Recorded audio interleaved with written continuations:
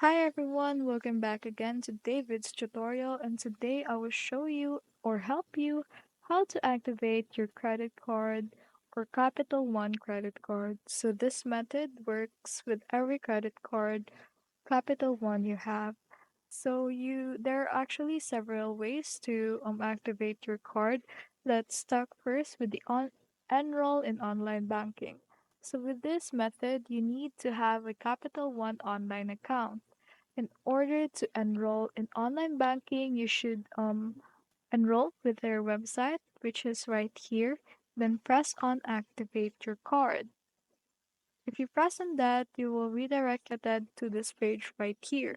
So since you don't have a Capital One online account, then you can press on enroll and activate. In this method, you have two benefits which you can enroll a Capital One online account and also activate your credit card all at once. Next is to activate or other ways to activate your card is in the mobile app or the Capital One app is go on select the profile, then select account and features setting, then select activate a credit card.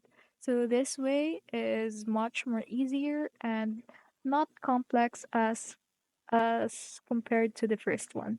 That's all.